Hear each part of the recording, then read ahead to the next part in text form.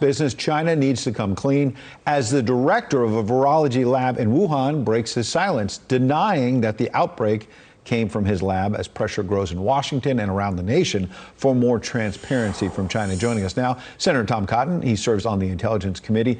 Good morning, Congressman. When you have the head of the Wuhan lab denying that the virus came from that lab, that it's quote unquote impossible, coming on the heels of the Chinese government officially denying, Brett Baer's reporting, exclusive reporting last week about where all of this may have started. What's your reaction this morning?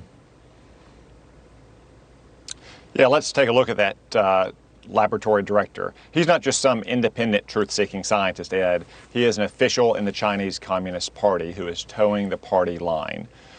We all know, and we've known since January, that that food market in Wuhan was not the source of this virus. Chinese scientists established that more than a third of all the original cases had no contact with the food market. The best evidence suggests that the kind of bat from which this virus jumped to humans wasn't even present there. And then you have all the circumstantial evidence pointing at the labs in Wuhan. They did have those bats. They did research these coronaviruses. Our diplomats in China were worried about laboratory safety there. China has a history of bad laboratory safety. All that circumstantial evidence points towards the labs. And then, of course, you have the Chinese cover-ups, the lies, the disinformation, the intimidation of any potential whistleblowers.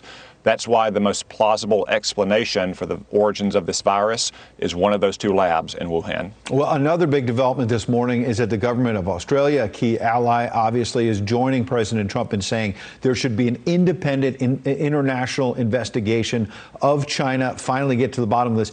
What are your thoughts on that, and how can it actually be successful if the director of this Wuhan lab won't even let independent investigators in? Well, Ed, you raise a good point. I mean, I don't think an international investigation would hurt, but I don't hold out much promise for it. Remember, China has already destroyed a lot of the evidence here. They have disappeared people who were involved in the matter. And even if the virus originated outside of those labs in China, if it was naturally occurring, maybe at another food market, let's recall China's treachery. In late December or early January, they knew, despite the lies they told the world, that this virus was highly contagious and transmissible from humans to humans and very deadly. They locked down their own country, yet they continued to allow international air travel to other countries all around the world. That was a deliberate, evil act that unleashed this pandemic on the world. That's why China has to pay the consequences. And yet, it seems like China is still thumbing its nose at the United States, the rest of the world. Here's Peter Navarro from the White House talking about China hoarding PPE. Watch. That 6-week interval when they were hiding this virus from the world, China went from a net exporter of personal protective equipment, they are the largest producer of that in the world, to a large net importer. They basically went around and vacuumed up virtually all of the PPE around the world. It seems like it goes to a broader question, which is how in the world do you hold Communist China accountable for all this? Well, China is a pariah state, and we have to treat them like that. So I've got legislation that would open the American courts to all the victims of this virus so they could sue Chinese officials. We could impose sanctions on Chinese officials who were involved in this cover-up.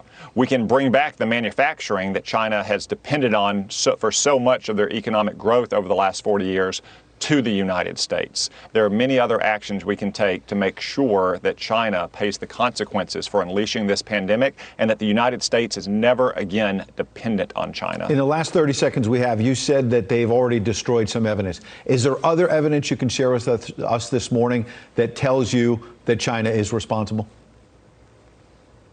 Well, Ed, all the circumstantial evidence that I outlined points to those labs. Now, we may never have direct or conclusive evidence, but that's not the way intelligence works. All of the circumstantial evidence we have, along with the actions of the Chinese Communist Party, suggest that this virus came from one of those laboratories. The American people are justified in using common sense to follow the inherent logic of events to that probable conclusion.